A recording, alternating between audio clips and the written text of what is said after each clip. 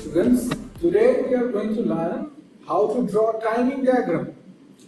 Timing ডায়াগ্রামটা আমাদের সবার কাছে মনে হয় একটা শক্ত জিনিস যে টাইমিং ডায়াগ্রাম কি করে ড্র করব, টাইমিং ডায়াগ্রামটা 8085 এর টাইমিং ডায়াগ্রামস গুলো কি করে করব।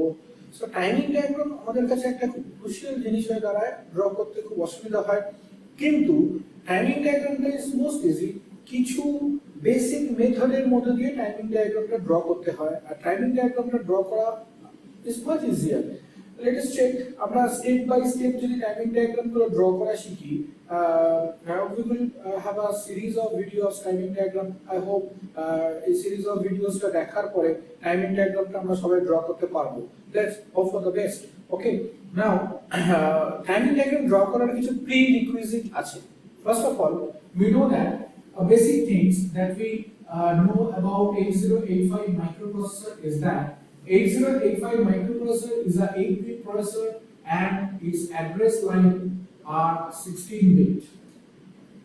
Address line are 16-bit.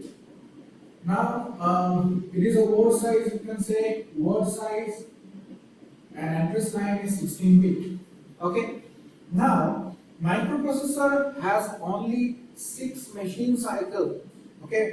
You do know what about machine cycle? Machine cycle is a operation, particular operation, a time to take a particular operation, complete one operation is called machine cycle. একটা operation complete করতে যে সময় লাগে তাকে বলে machine cycle.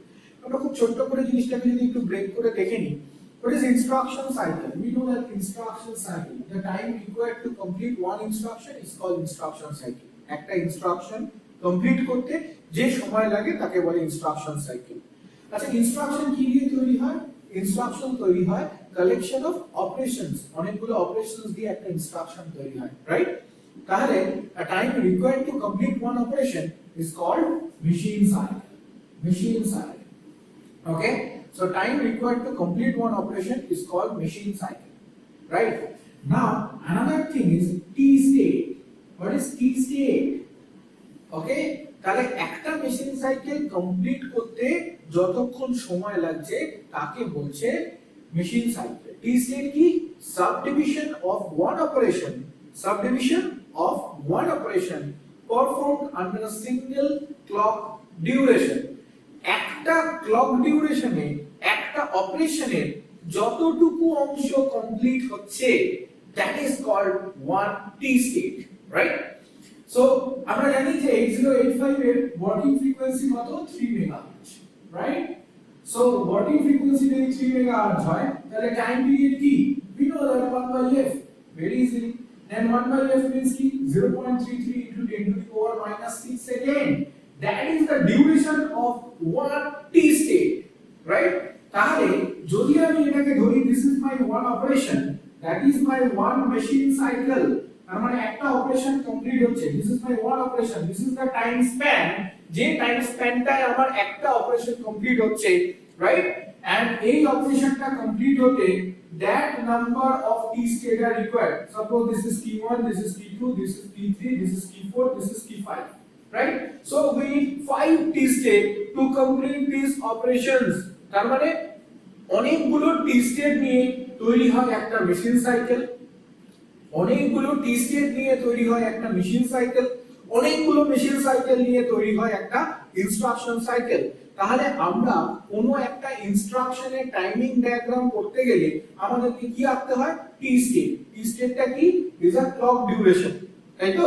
তাহলে duration of a clock, duration of a ক্লকটা যদি আমরা ফিজিক্যালি দেখতে চাই তাহলে সেটা কি রকম হবে? তাহলে যদি একটা টি state, in general case the t state is seems like this. This is a t state, that is এইখান থেকে আমার t স্টেটটা শুরু হলো, এইখানে গিয়ে শেষ হলো, this is called one t state. এইটা হচ্ছে একটা ক্লকের ডিউরেশন। ক্লক এটা ডিজিটাল ক্লক, এইজন্য একটা হয় অ্যানালগ ক্লক যেটা সাইন ওয়েভ বা কস ওয়েভ দিয়ে আমরা রিপ্রেজেন্ট করতে পারি, এটা ডিজিটাল ক্লক, এটা 0 আর 1 এর মধ্যে আছে বলে।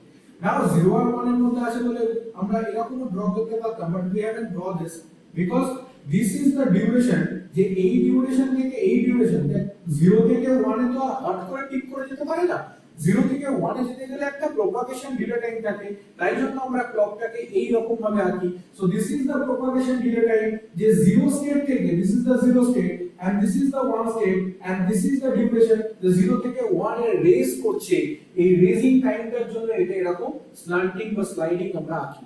So this is the high and this is low, এটাকে বলা হয় একটা clock, this is one clock, this is one T state। তাহলে এই রকম অনেকগুলো T state নিয়ে আমার একটা মেশিন সাইকেল তৈরি হয়, আর এরকম অনেকগুলো মেশিন সাইকেল নিয়ে আমার একটা ইনস্ট্রাকশন সাইকেল তৈরি হয়। তাহলে আমরা টাইমিং ডায়াগ্রাম কার্ড ড্র করি, আমরা টাইমিং ডায়াগ্রাম ড্র করি একটা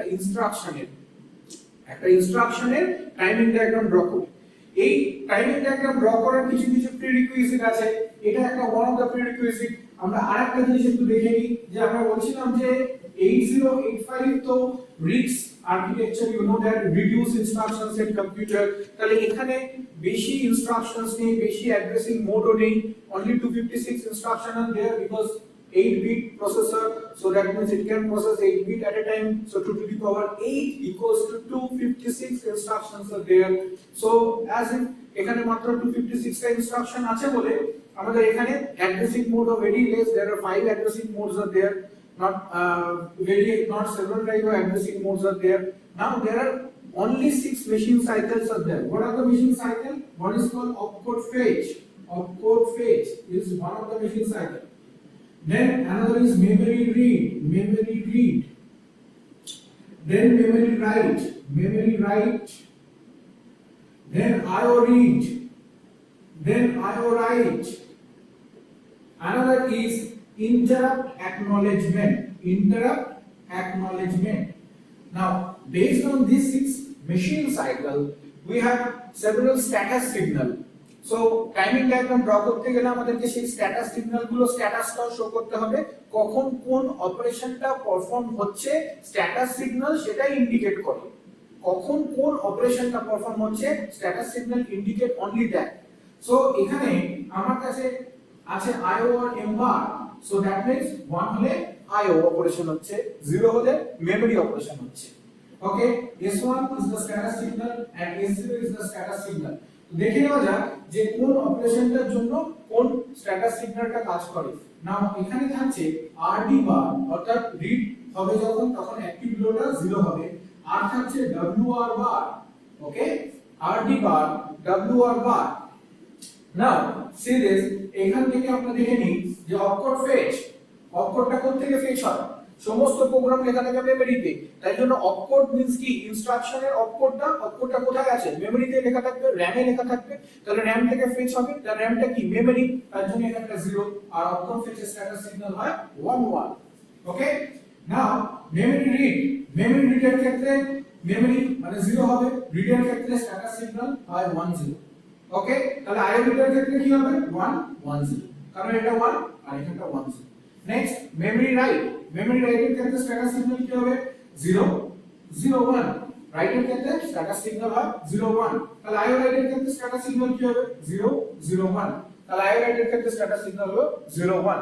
নাও নেক্সট ইন্টারাপ্ট অ্যাকনলেজমেন্ট, এর ক্ষেত্রে কি হবে?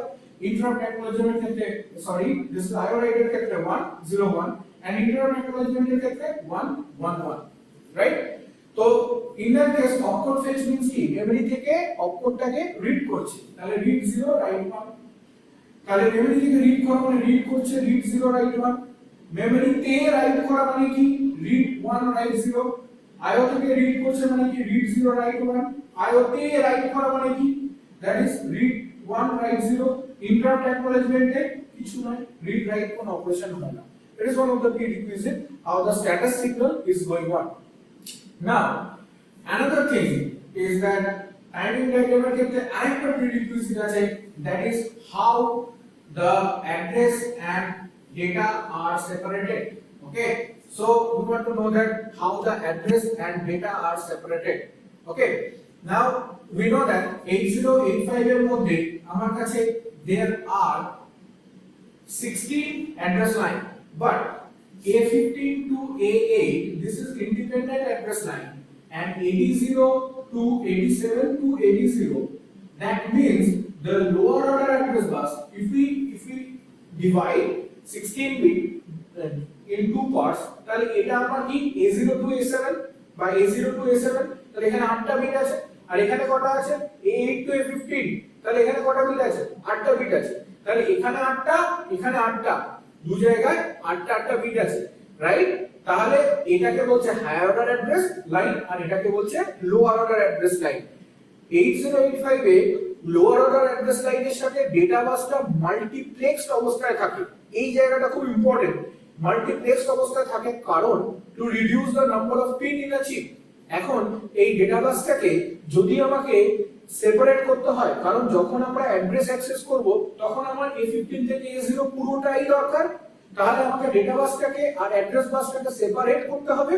তাহলে যেটা মাল্টিপ্লেক্সড অবস্থায় আছে সেটা আমাকে ডিমাল্টিপ্লেক্স করতে হবে, তার জন্য আমাকে লোয়ার অর্ডার অ্যাড্রেস বাস এবং ডেটা বাসটাকে ডিমাল্টিপ্লেক্সিং করাটা কিন্তু খুব প্রয়োজন, রাইট? তাহলে ডিমাল্টিপ্লেক্সিং করার জন্য আমরা কি ইউজ করি, আমাদের কাছে একটা পিন আছে that is called ALE, is called ALE, address latch enable।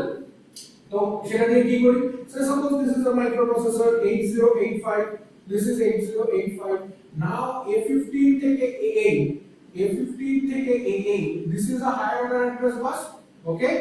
Now that is AD0 to AD7, AD7 to AD0, this is a lower order address bus। এইটাকে আমরা একটা কিসের মধ্যে পাঠাচ্ছি, এটাকে আমরা একটা we put it into a latch, put it into a latch, actually latch এর জায়গায় এখানে আছে একটা D flip flop, right? আমরা জানি যে D তে যেটা ইনপুট দিই সেটাই আউটপুট হয়, আর এখানে একটা আছে tri state buffer, okay? And tri state বাফারের এখানে একটা আছে আউটপুট কন্ট্রোল, রাইট? তাহলে আমি একটা বিট রাখলাম, এরকম 8টা বিটের জন্য 8টা ডিফারেন্ট এখানে ডি ফ্লিপ ফ্লপ আছে, এটাকে বলা হয় ল্যাচ। এন্ড এই ল্যাচটা এনেবল হবে তখনই যখন ALE-টা 1 হবে, ALE-টা এনেবল হবে, যখন 1 হবে তখন এই ল্যাচটা কাজ করবে। সে দিস ভেরি ক্রুশিয়াল এই জায়গাটা, যখন ALE 1, রাইট? যখন ALE 1 তখন এখানটায় আছে A15 থেকে A8, যার জন্য কিছু আমার লাগছে না, এটা আমার স্ট্রেট অ্যাওয়ে বেরিয়ে যাচ্ছে।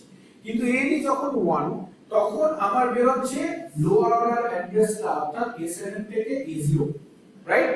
ALE-টা যখন হাই তখন এখানে যেটা থাকছে সেটা লোয়ার অর্ডার অ্যাড্রেসটা বেরিয়ে যাচ্ছে, ওকে?